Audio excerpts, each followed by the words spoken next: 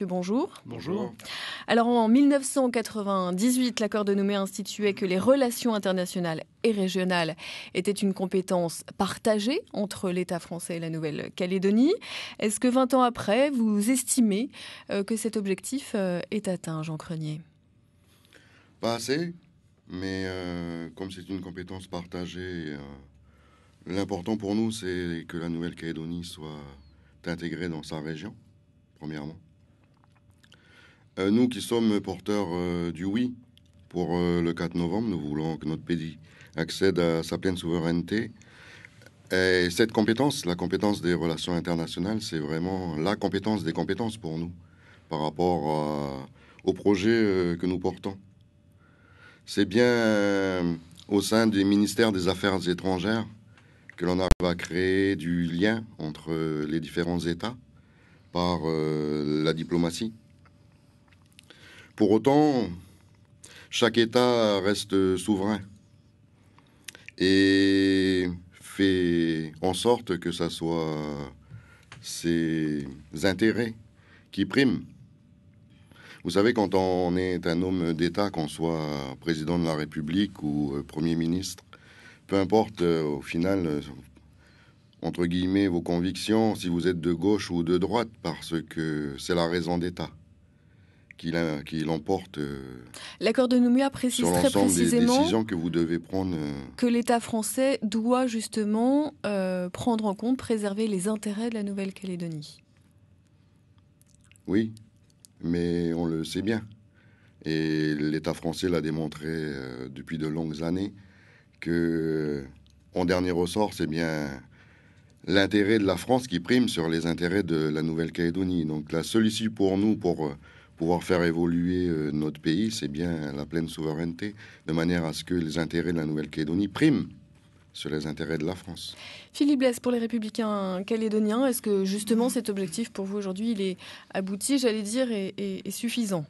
Ce que prévoit l'accord de Nouméa, c'est qu'en fait, il y ait des délégués de la Nouvelle-Calédonie, sous l'autorité des ambassadeurs de la France, présents dans les pays de la région, c'est le cas en Australie, en Nouvelle-Zélande, pour représenter les intérêts économiques, sociaux, culturels de la Nouvelle-Calédonie. Quel est l'intérêt des Calédoniens dans cette histoire ? Il faut que la Calédonie soit représentée dans les organisations régionales. Et effectivement, parce que nous sommes dans le Pacifique, et donc il faut que nous puissions faire entendre notre voix et participer aux grandes discussions sur les enjeux globaux, comme par exemple le climat, la protection des ressources naturelles. Mais justement, parlons des ressources naturelles.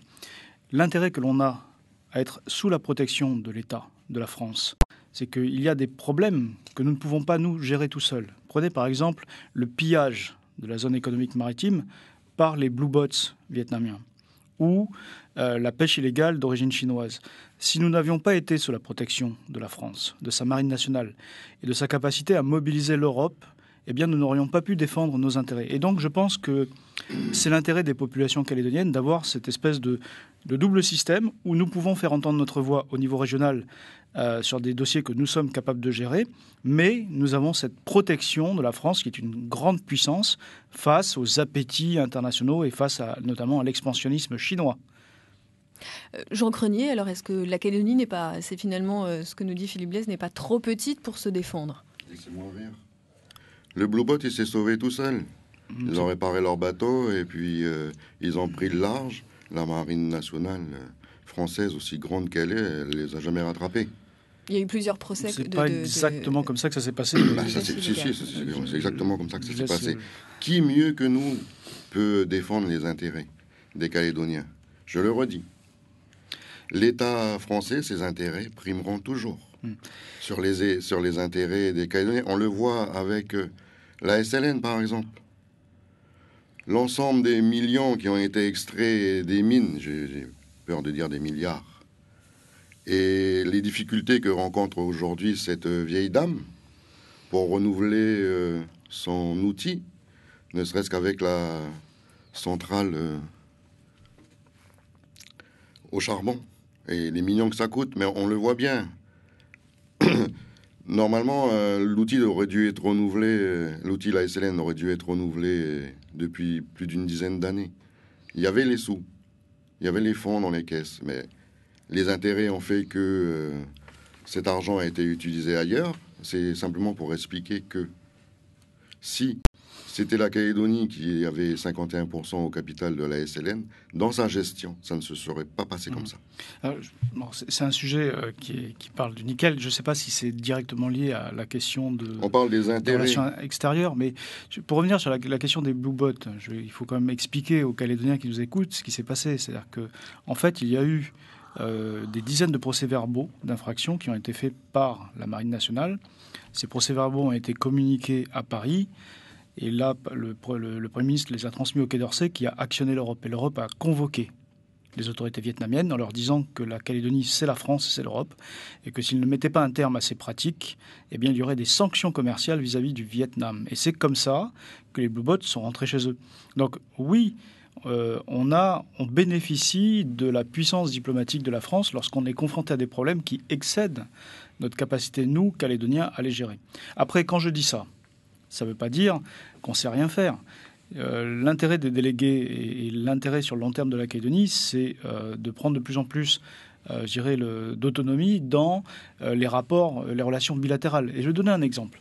Aujourd'hui, on a une économie qui a des archaïsmes. Par exemple, vous savez qu'il y a des droits de douane de 10% sur les produits qui sont importés hors CEE. Or, nos voisins australiens, néo-zélandais sont à portée de main. Et donc, ça n'a aucun sens aujourd'hui de les pénaliser.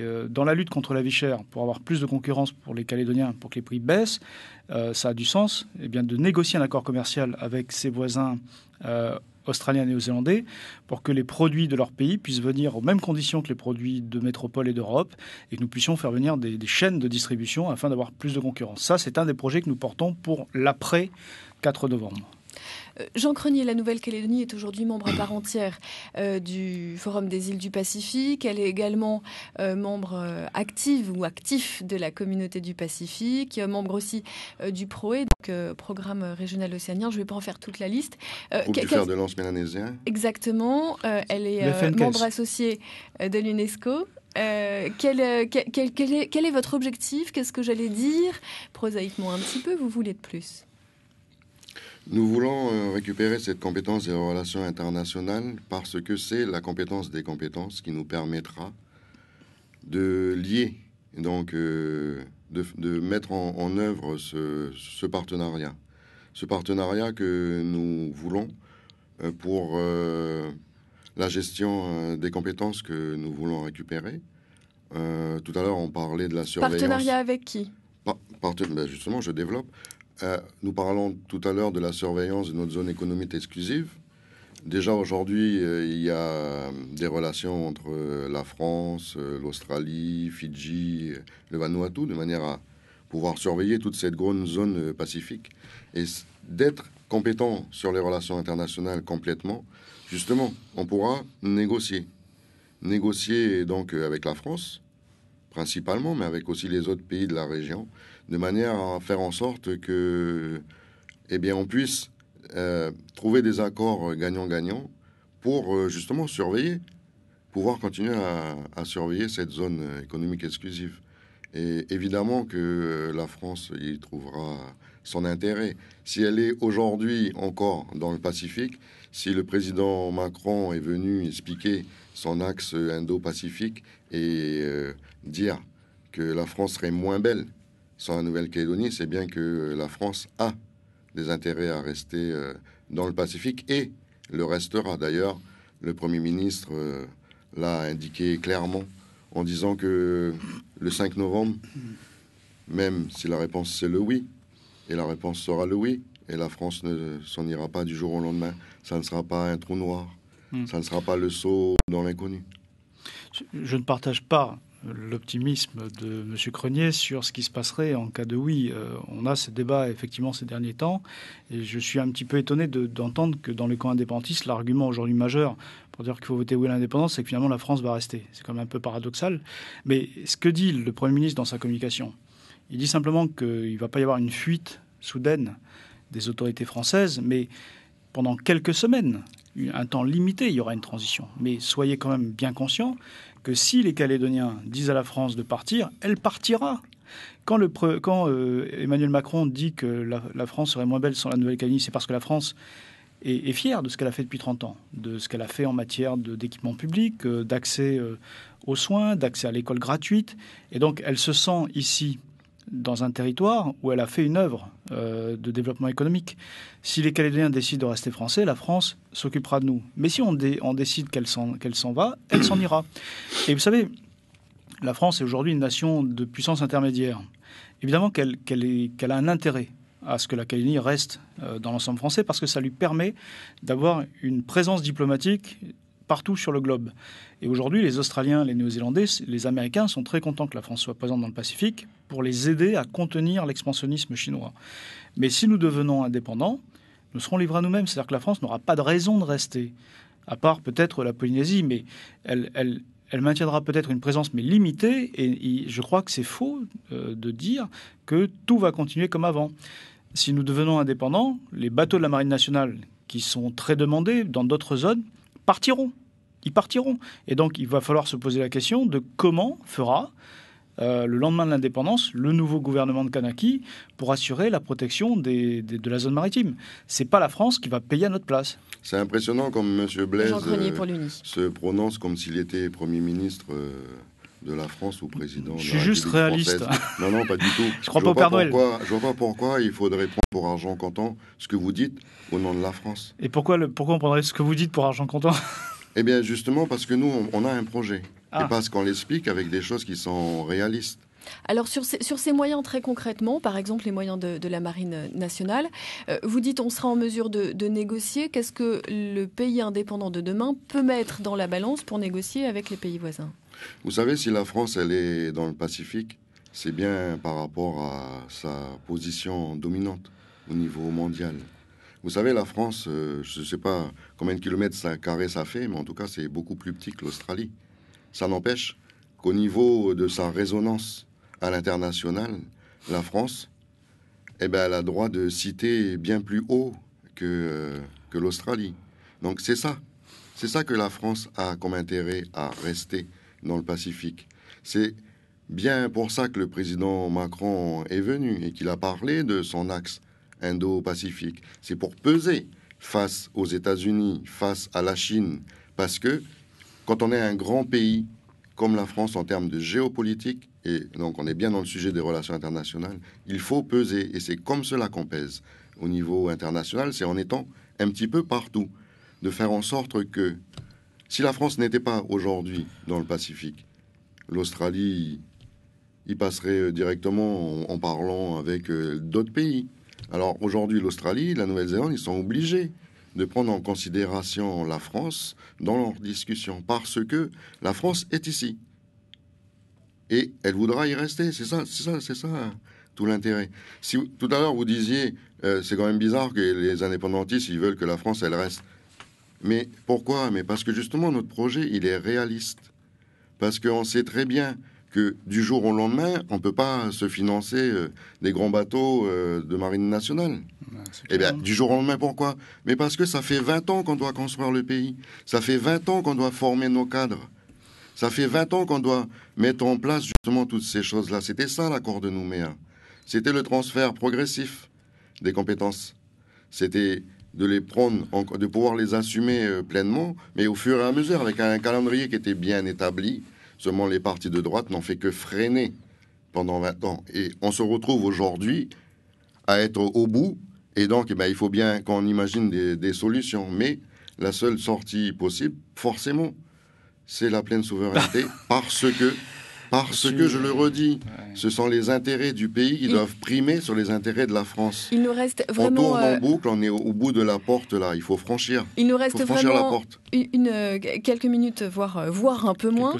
Quelques secondes. Sur la question de l'ONU, puisque c'est quand même, j'allais dire, l'une des ultimes représentations à l'international. Là, on imagine il n'y a pas accord. Pourquoi la Nouvelle-Calédonie ne pourrait pas, Philippe Blaise, selon vous, puisque c'est ce que vous défendez, être totalement représentée à l'ONU ? Mais parce que si c'était le cas, elle deviendrait un État souverain. C'est pas notre projet. Quand M. Crenier dit que l'accord de Nouméa prévoyait qu'on devait préparer la seule issue possible, qui est la souveraineté, je ne partage absolument pas ce point de vue. C'est l'esprit de l'accord de Nouméa. Parce que si ça avait été le cas, il n'y aurait pas de référendum au bout. On n'aurait pas demandé aux Calédoniens s'ils voulaient rester français ou pas. Non. La réalité, c'est que l'accord de Nouméa, accéder à la pleine souveraineté, pas s'ils veulent rester français. C'est comme hallucinant ce déni de démocratie, c'est-à-dire de dire que les Calédoniens n'ont pas le choix, il faut qu'ils votent dans un sens. On est en démocratie, donc les gens ils vont choisir, et il y aura une majorité qui choisira de rester française. Point barre.